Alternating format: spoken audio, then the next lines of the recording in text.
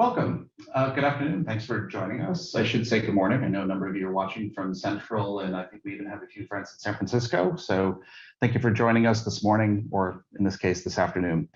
I know a number of you are watching this program live on our Zoom platform. It's also being restreamed on YouTube, Facebook, and LinkedIn platforms as well. So during the course of this, we'd love to encourage everybody to throw questions in the chat or in the Q&A on Zoom. And for those of you that are watching on social media, please add your questions and comments in the comment section, and Katie, our producer, will help try to get those to us for our panelists. And if we run out of time, or if we're not quick enough to catch those, we'll certainly try to answer any of your questions offline. So again, thanks for joining us. This is Overit's ongoing series. This is something that we've been producing for a number of years now, really as an added value to our clients and friends. This content series is really intended to help guide your organization, help you plan for the years ahead, introduce you to new technologies, and share some of the insights from our thought leaders. And judging by the registration numbers, certainly the title, How to Double Your Sales with Automation, I think was certainly compelling. We have a lot of folks in the audience on all platforms today. So what I think that means is your organization is interested in really optimizing that digital funnel. How can you rely on technologies to increase sales overall? And for the different types of organizations joining us, it looks like that means getting more technicians for site visits, getting more ticket buyers for your venues, tenants in your properties, patients in your waiting rooms, students joining and signing up for your college or university. So really diverse group, not only the types of organizations that it seems like this is relevant to, but also where you're joining us from around the country. So really, thank you for joining us. Quick shout out first to our producer, Katie Source, for all of her work, just helping to organize all of these kind of programs in the entire series. So thank you, Katie. And a shout out to Adam Claremont, our engineer, always keeps us looking and sounding great. So let me introduce our two panelists. Sam Brody is a senior marketing automation specialist for Overit. Sam has been a sales coach, programmer, really values results over process. He is a very values-driven person, and part of the reason that attracted him to our team is that we share those. He brings a passion for helping clients, teaching them, and not just spotting holes in the marketing and sales process, but using those to really dramatically increase sales. And joining me live and in the studio, my friend and colleague, Dan Dinsmore. Dan is many of you know, the CEO and founder of Overit. Really more than 2, maybe coming up on 3, Dan, decades of marketing and digital media experience, earlier pioneers. Dan brought Overit from traditional media days through things like CD-ROM and offline digital media, was one of the first to harness web and automation and social media in its earliest days. So really great perspective on that. And he'll be sharing some innovative and creative ways that we can do this and have done this for clients on a regional and national level. So Sam and Dan, thank you both for joining us. And Dan, why don't you get us started today? Sure. So I just wanted to thank everybody for joining us today. This webinar out of our series takes a real world approach to the actual use of marketing automation and a little less focus on the technical aspect. We do have a sales enablement series that we're going to be running in the future some more. And after the webinar today, we will be sending out for guests of this webinar a invite to a roundtable, which those are always really fun, where we get to dig in more on a personal level, have personal conversations, try to solve folks' issues or answer any questions on a deeper level, specific instances necessarily to your company. It's a free webinar. We strongly recommend and suggest that you come and join us, as we all typically walk away with helpful information from those roundtables. I do want to start off by saying that marketing automation is one of the most important tools and strategies that you can be deploying in your marketing mix to not only get instantaneous results, but also to bring long-term engagement, and most importantly, to your current clients, as well as your potential clients or efforts that you're doing. We all know that marketing automation is expanding at extremely rapid rates, and it utilizes a mixed series and mixed bag of media, everything from text to email, but also things like print on demand, emerging one-on-one engagements, utilizing virtual meetings and video, for consultations and more. So it's a really exciting topic, and we hope people walk away today with some valuable information that they can actually take a look at and implement on their own. That said, I'm going to pass this off to Sam, as he has put together a really fun discussion, and we will be taking some questions at the end. So thanks so much. Sam, take it away. All right, good morning, everybody. My name is Sam Brody. I'm the marketing automation specialist here at Overit, and I just want to kind of hop into it and start getting into why we want to use automation and what this means inside of the office. So everybody take a look at these stats real quick. As someone that has a background in sales, I can say that in the past, it's been extremely frustrating to morale and results for sales staff not to be able to be sales staff, or for marketers not to be able to be marketers. As you can kind of see here, anybody that has a sales team will kind of know every salesperson wants to be in there closing. They just want to be talking to people, they want to be closing. And this is what marketing automation does and helps with. It gets your salespeople with the client constantly. I want to give kind of start off with the difference, a real world run through of what actually means for a sales rep for their day. To use marketing automation on the left, and then not to use marketing automation on the right. What these differences is on their day-to-day business. Do right gets to spend all day talking with leads, making deals, more importantly, learning and growing as a sales rep. Controlling Connor, who does not use marketing automation, but wants to touch everything, doesn't get to do any of that. Worse, you need like 5 controlling Connors to get the results of one do-right who's actually using sales automation. The big difference is all of the manual tasks that do-right doesn't have to do. He's not sending out emails. He doesn't have to do all the research. He doesn't have to try and make 20 phone calls to get a hold of somebody. Marketing automation takes care of all of that for him. For every meeting that Connor is on, or that do-right is on, Connor is making 100 phone calls. So really, automation is for any business that wants to grow. Service businesses, coaching, complex sales, simple sales, association. Automation is here to help you deliver the right stuff to the right leads. And the whole point is to exponentially grow without a massive hiring push. Every salesperson should be a superstar salesperson, and you should not need an army of them to grow your business.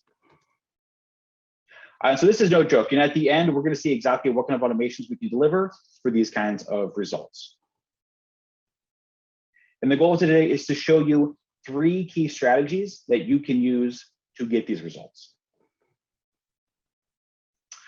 So I have kind of a weird background suited to automation. I spent 8 years working timeshare phone rooms, large contract sales organizations like BlackRock and Carlyle Group, and then B2C sales for my own school. I've been a full stack developer for almost a decade and a marketer since 2014. So as you can see, if I was ever going to spend time with my kids, marketing automation was literally my only way out of a very fast hamster wheel I had accidentally built for myself. 2014 was when I became a marketer. I opened my own business, a school that taught coding called Codify Academy. And I was a little green when I first got started in marketing. No marketing automation yet. I tried passing out flyers. I posted paper ads on every telephone in White Plains, New York. That did get press coverage, but mostly of the cautionary tale variety. And finally, I got into Facebook ads when those were still very bright and shiny. We had a lot of leads, but I really had no idea what I was supposed to be doing with it. They weren't picking up when I called them. They weren't answering emails, like maybe 1 out of every 100. And every time I did get a hold of them, I really wasn't sure exactly what I was supposed to be doing with them. I, however, lucked out. My mentor taught me the most important business lesson that I have ever learned. And that is you should sell to your customers exactly when they want to give you their money. Mike owns one of the original .com companies back from like 1999. He has a house at the top of Nob Hill in San Francisco. So I thought, okay, you know, I should like really listen to this guy. He also has a British accent, so he really sounds like he knows what he's talking about when he speaks. So this basically left me 3 really important questions that I had to answer. 1, when do people want to buy from me? 2, how do I get a hold of them when they do? And then 3, I am just one person. How am I supposed to do all of this? Luckily, I am a programmer that specializes in getting web tools to talk to each other. So I got to work. The most important criteria for me was I was going to be a one-person sales show. This had to be simple. It had to be something that would not crush me with data entry. And it worked. It didn't just work, it doubled the size of my school and then actually doubled the size of the school the following year. And I was the only salesperson producing these results, and I am not a fantastic salesperson. I am mid-range par at best. Now, we all struggle with information overload. And this is important because when I say we, I mean our sales teams and our leads. So the amount of work a sales rep needs to go through to nurture a lead, the random list that we have to create to keep track of things, the CRM data entry that we do so we know what the next step is only comparable to the world of distraction that our leads go through. Our leads, the second they become a lead, are bombarded with many other leads. It is a crazy world out there for them. And so these are going to be the 3 pillars to growth automation. So these are the really important strategies that we are going to be following to get those results. The first one is monitor and segment the leads so you know exactly what your team needs to close. Use triggers to send relevant high-value emails, texts, and messages. Every touch point must add value and push your lead forward based on pillar 1. Automatically contact leads when they are ready to move forward. So we're going to get started here with the first strategy. Monitor and segment the leads so you know exactly what your team needs to close. Every lead is going to be unique. You need to design your system to watch and record what leads are doing and use tags and lists to segment their wants and needs. The system knows what to do next. As sales and marketers, we have a tendency to put people into buckets that we create in a conference room. We'll have like a persona where this lead is 45, likes golf, reads the Wall Street Journal, but this isn't really describing a person or why they would be talking to us. And I really want to touch on this for a minute with a quick story from the depths of the timeshare phone room. I was a closer on my team and talking with the lead after they had just bought, waiting for a verification spot to open up. And he told me sort of out of the blue that he was excited for the trip because he was going to use this trip to Disney World to save his marriage. And this was kind of like the first time I realized that this wasn't just a numbers game, that all of these leads aren't just stats on a sheet. This is like a person afraid of losing their marriage that I was actually able to possibly help. All of our buyers are in one bucket, and that is the human bucket. And they buy because they want to pass on their businesses to their children. They buy because they're scared of losing their jobs. They need help right now because they told their spouse they did something and they can't let them down again. So they need it done like tomorrow. And they buy because they can be the hero and everybody's chanting their name so they do something right. These are the things that all of our leads are thinking and feeling as our leads. And segmented leads means that we learn to understand what really drives our customers and keeps that messaging tight, specifically just for them. So when we say monitor everybody, 3% of our leads are ready to buy right now. They are just in a place where they just want to give us their money. They just need somebody to pick up the phone and fill out the order form. 7% just need a little push. These need to be segmented for fast response with your ACE sales pilot on their tail. 30% kind of have a need, but they're not really ready to act. This could be fear, this could be budget, could be they aren't really sure what really happens when they say yes. But they need to be segmented so they can move forward into that top 10% of the pyramid. 30% do not have a need yet. But we've all seen Matthew McConaughey rom-coms where we need to be the top of their mind until they are ready to commit. And 30% really just don't care. They filled out the wrong form or their vendor is their cousin. Either way, these guys ain't coming over. So when we say segment, what we mean is that we need to know where this person is in their buying cycle, which you can do by delivering specific content. And you need to find out how to move them forward, which you can do by monitoring what they do with that content.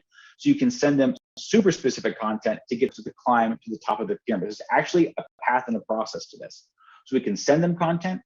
We can monitor how they use that. Once we know how they use that, we can see even more specific examples to get them up into that 10% top of the pyramid. An example, for instance, would be sending an email that leads to a landing page on pricing and monitoring if they go there 3 times. If they do go there 3 times, send an appointment link to talk about how to get this to fit into their Q4 budget. Now you have an appointment. You're not just sending something random. You're sending something specific for the immediate need right now. Delivering content that they know they need but didn't ask for is how you get them into that serendipity mode. And I cannot tell you how many deals I have closed because of this. I have set up alerts when developer clients click on a white paper link about lawsuits after a condo sale that I sent them. I call them up. I'll let them know I just got a report from our team that outlines specific steps they can take to mitigate lawsuits after the condo sale if they talk to me. And they will not just invite me in, they will buy lunch. Do not underestimate how humans feel about serendipity. And you cannot do that unless you segment your lead and properly monitor it. Now we can monitor many things to segment our clients, but these are just some examples of those things. We can monitor email open. So when they open up their emails, links they click inside of their emails, when they click links inside of our text, when they're on website views or our landing pages. If they click links inside of that landing pages, we can even monitor their videos and how long they have watched them for, as well as ad retargeting points. So any business can really use this to help their customers feel like you know and understand their problems before they do. If you're a coach, consultant, or high-cost contract, use automation to connect and solve a problem a potential customer or client may have before they've even formulated the questions. If you buy PPC leads like Facebook or Instagram, use this to re-engage the lead once they've fallen out of the interaction window. So the whole point here is segmenting them so we can understand their real cause and concerns. People are not just personas that we created inside of our conference rooms. Pillar number 2, we use triggers to send relevant high-value emails, texts, and messages. Every touch point must add value and push your lead forward based on pillar 1. You do not want to waste your lead's time. If you use automation, it will destroy your credibility. So now that we know what the lead wants, we need to automate sending very specific high-value content to them. This is basically how I feel when I get just checking in emails. I do not dislike many things. I'm in sales, so I'm a pretty affable person by nature. But one thing I cannot stand is just checking in emails. I don't need people checking in on me. I don't know exactly what I'm supposed to do with this when they send this. So something like, hey, Sam, it's Steve from Blank Systems. Just checking in to see if there's anything I can help you with. I cannot stand those emails. I don't know Steve, and isn't that kind of your job to know what I need? And that's what really grinds my gears. It is Steve's job to know that. It's the company's job to know that. And it's my job as a buyer to be skeptical until I feel comfortable. Now, if Steve wants to show me how I can use what they do to get in touch with CEOs without spending 10 hours on email and sends me a schedule link, that is when I'll start clicking on things. And that is when I'll start feeling comfortable with Steve. That is valuable content for me. And Steve knows that because Steve now segmented the leads. He got to know me through my actions, through the automations that they set up. And he's sending me exactly what I want. So I want everybody to think real quick for a moment about walking into a car dealership.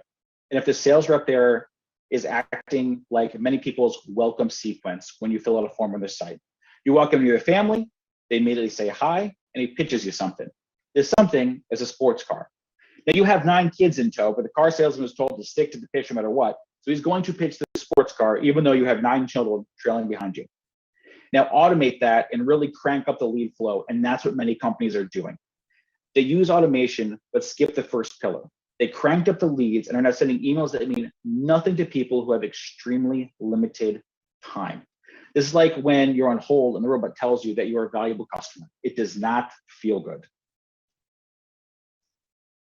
So how do we find out what our customers want? There are all kinds of ways we can do this. You can be super creative about quizzes, text questions, monitoring page views, keeping your leads properly tagged.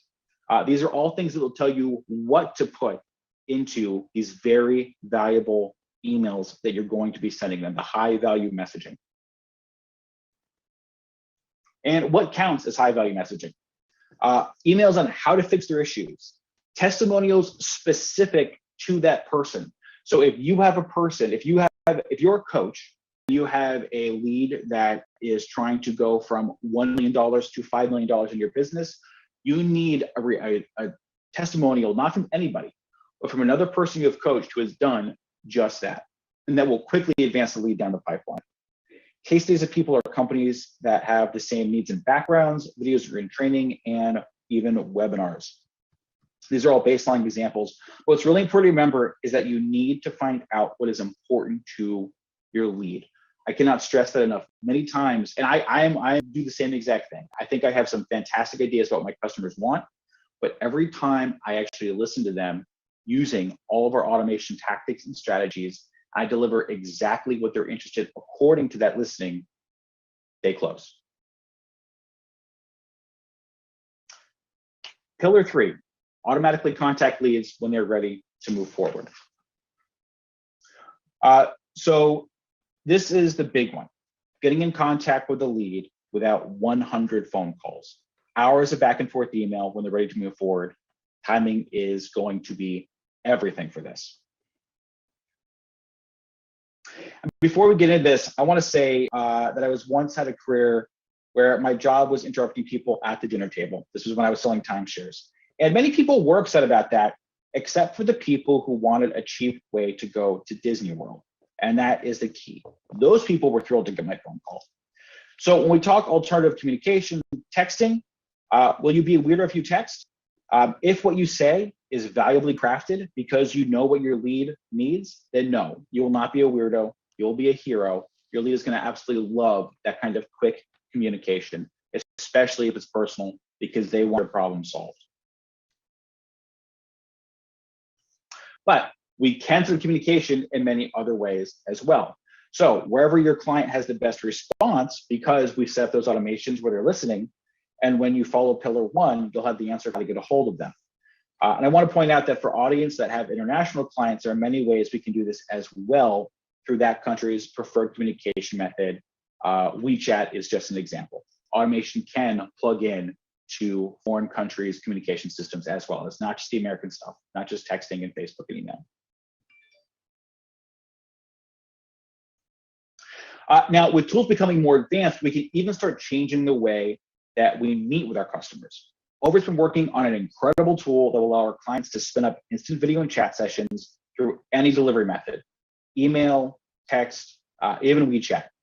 So in seconds, your team could actually be face-to-face with clients, or even use AI chat functions to direct them to tools and pages that you can monitor and further segment to better close them. Now, why is timing important? It's because we mortals have crazy schedules. I myself run about 5 minutes behind and tend to catch up around 9 p.m. right before I go to bed. I want to buy, like I really do want to buy. It just needs to be right when I have the interest. So who this type of strategy works for? If you're in a highly competitive market, you must get a hold of your leads before your competition. 50% of people go with the vendor that calls them first. When you buy third-party leads, they sell them to others. It's not just you calling. If you're a coach, consultant, or sell high-cost contracts, you need to get hold of your high, powerful leads before they start putting out fires for the day, because after they start putting out that first fire, their time is spoken for. If you buy PPC leads, you're in a dwindling interest window. Interruption marketing works, but only if you contact the lead right when they interrupted. And I want to kind of give everyone a chart that really kind of brings all of these points home and puts together in a way that shows you the value of giving this thought space in our busy days. So if we use segmenting campaigns, they get higher revenue because each piece of communication is about something the lead cares about in a way that they care about it. So some campaigns report as much as a 760% increase in revenue. That's because, again, you're purely talking about what your lead wants to talk about. And every other competitor that you have is talking about what they think the lead will find interesting. We have all been to dinner parties. We have all been cornered. We all know exactly what that feels like. It is not fantastic. Triggered messaging is almost double effective because it comes exactly when the lead needs it. If you have a lead that is looking at a very specific program and how to start it, you need to call them or text them and offer or send them an email about how they can start it. If you have a lead that is looking at pricing, you need to call talking about pricing. When they open those emails, when they look at those pages, that should be triggering automations to push the lead down the pipeline or to get them to close. Now, communicating in a way, and at the time the lead is thinking about you, works so well because it's when they want to communicate in a way that they like to communicate. I have seen instances personally on projects that I have worked for where I've seen leads and companies take 19 sales per week, and without increasing a single person on their sales team, just by calling when their lead is interested, either immediately or when they have a trigger event happen, go from 19 deals a week to 150 deals per week, just like that. It happened within less than a month, and the only thing that changed is triggering when those calls happened. Same thing for conversational texting. The response rate is absolutely phenomenal. So when leads come in, I have seen appointment rates as high as 70% of new leads making appointments just through conversational texting. So these are all ways that marketing automation can lead to a doubling, or even more, honestly. Doubling just sounds like it's something that's very achievable. It can definitely be more than doubling your sales and your production when you use proper automation systems and a proper automation framework. And that's everything. That's all I have for today. Thank you, everybody, for listening to me and going with me as I taught and automation. Thank you. Yeah, thanks, Sam. There were a couple of questions that came in through social media that are very company specific. We've promised them to reply offline, but there was one that I think would be relevant for the broader group. So this person, if I'm reading the question right, looks like they're a sales manager for a company and they've got a sales team. The question is regarding segmenting leads. You know, how can the tool help that understand who to pay attention to? You know, are there notifications or scorings? Can you give an example of how the automation could help that person understand, you know, which ones that maybe to, you know, pay more attention to as part of the follow-up? Oh, 100%. So let's say that we have a new, do we know what they do for as a business? I'll ask, I'll see if I can catch that, but. Okay, let's just say it goes from a PPC lead being purchased and they come in and they're just kind of interested. So if we go into segmenting, let's say the lead comes in, they fill out the form. We know that their interest level is kind of high when they come in. Let's say that they open up 2 emails and then click on a link that will take them to the purchasing page, but nothing happens. That should immediately trigger a text message that goes out to that person because we know they have high interest. They've worked their way through learning about the product. They've worked their way through learning about how it can help them. They clearly want to do it, but when they got to push that last final button, which shows very high interest, but they're not just quite there, that should trigger a text message that goes out to book an appointment with them, or should trigger an immediate phone call from a text rep that the rep doesn't initiate. The phone call should be automatically triggered to call that person to see what they need to do to get over that hump. So when you talk about how to find out, you know, how you should segment, right? You kind of know what process that your leads are going to go through. You're going to kind of know what stops them from purchasing, and you know how they're going to like to buy. You'll have some like idea at least of what your process is going to look like. So you want to make sure that your sales automation fits into that process. So if they're going to open up an email, which takes them to a link to the purchase page, definitely use that. If they go through and click everything but don't make that final purchase, don't let the lead go. They've signaled extremely high interest. Make sure you have automations in place to connect your salespeople to them immediately. Yeah, and to piggyback off that, Sam, when we're doing strategy and creating, you know, our initial funnels, we're delving into what we call sales empowerment, which is really lead scoring. So creating a really good lead scoring program based on, you know, your engagement process from like your content strategy is really critical. So typically you'll have a lead scoring process that moves them throughout that journey, that scores these where they are in your journey. And that would trigger other methodologies to either call them, it's a follow-up email, it's specific information. We're sending a survey to actually garner more information. So really in the strategy side of things, that lead scoring data is set up initially. That's true. That's actually a really great point. One of my favorite parts about sales enablement actually is working with sales teams to go through and to look at all of their past data to see when events happen. We all can actually normally have this data stored up somewhere where we know when people opened up a certain email, what percentage closed.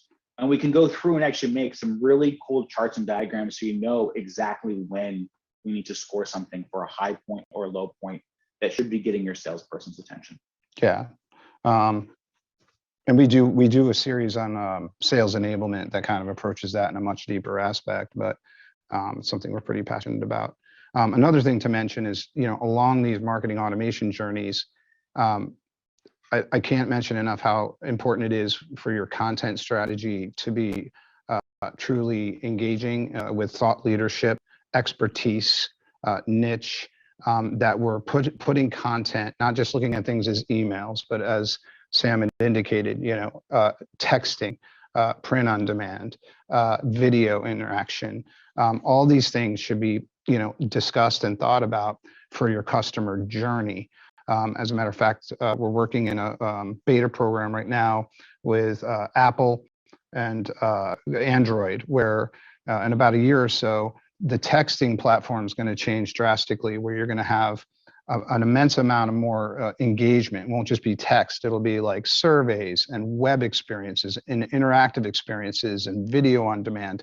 So you're going to see an explosion of the communication platform just within texting.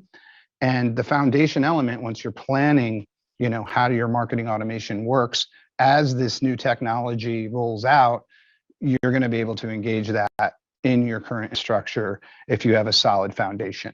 So that's a really big key as we move forward through the automation marketing process. And obviously, with the way that the world is now, everyone should be embracing automation to some level. And this isn't always, and I know this is about, this webinar is about sales, but it is critical to have an understanding that, the people that you're engaging with, your clients, your partners, people that you're working with, it is all about not just being a new business adventure, a new lead. It can also turn into how are we leveraging and really engaging and providing the best customer journey for when somebody is your client.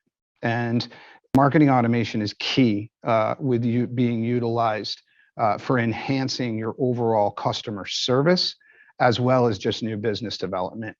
User journey is going to be key, as typically in a lot of businesses that we work with, current clientele make up approximately anywhere from 50 to 75% of their new business. So it's really key that you're using marketing automation, not just as, a sales tool that you're plugging in, but as kind of a methodology of your customer service and your user journey for your clients. It's kind of interesting, actually, that I wish I kind of touched on, but I guess I can now that you just brought that up. I was reading a study that said in one survey, 65% of businesses stayed with the business contracted with because of their sales journey and their sales process. And that is something you can really hit home when you bring automation and proper segmentation and value emails into something like that. When you do bring that thought leadership and you do deliver the right message at the right time to your leads. And Sam, the answer to your question earlier that was posed was from a sales manager from a company in Mississippi. She has a team of 7 people that are responsible for sales. And it looks like this is like one company that does not only home pest services, but also landscaping and even pool cleaning. So it looks like this is the type of company that really, it sounded like from the comment that she really relies on leads as much. So with that answer or that description, I'm not sure if that triggers any other follow-ups or even some other thoughts that might be relevant to the other types of companies that are listening. Yeah, so especially when you're in home service, the home service business is extremely competitive. When you buy leads, they go to multiple people in many cases when you buy them from brokers. Some of the most effective B2C automations that we have seen is lead response systems that have a fast turnaround time. So the automation would work. So when you get a new lead in, your salespeople would have activated phone calls within less than 30 seconds to get in touch with them. It would be a series of text messages that go out trying to understand what the customer's issue is and scheduling an appointment with them. And all of this should be happening within the first 5 minutes of the lead coming in. And then you have almost a backup series of automations that will ask questions from the customer, trying to understand what their exact problem is, so you can continue to automatically reach out over the next 3 days. And then that leads into a nurture campaign. And those that we have seen extremely good results with that. Yeah, and I'd also That's where you're going to see 19 leads go to 135, 19 deals go to 135 deals when you start working with systems like that. Right. And also to add to that, so in the home services industry, there's a big trend, and it will be the future of complete home services. So if you do pest control, you're adding on these different services, or if you're an HVAC company, they might start doing pest control, so on and so forth. One of the largest ROI maneuvers, typically these are retention programs that we're after. What I mean by that is plans, like yearly plans to service someone's home. And typically, you know, to get in the door, we're starting to stray away from the one-off service, calls that we're looking at. There's a huge amount of retention when we're starting to have a proper marketing automation plan in place for somebody who's currently doing a pest control service, and how we're bringing in the person to do other home services aspects of that business. So that is the user journey. That is how we're going to score leads. And it's also collecting information on them to actually launch very, very specific engaging content that's specific to them. I have the pest control service, but I am looking, you know, we want to get them into our pool service, or we want to get them into another service. So those tracks will be very specific information to be engaged in them, to move them up the ladder in the retention plan for your clients. If that, hopefully that makes sense. But this is this is something we're dealing with, attacking very diligently, actually within your line of service. And, you know, this would be something we would really enjoy hearing your feedback in a roundtable type of discussion to kind of walk through it with you. Yeah, and I think what you're describing also could be very relevant for, even as I'm thinking of colleges and universities. They're constantly on an admissions recruitment, you know, sort of generating leads, interested, you know, prospective students.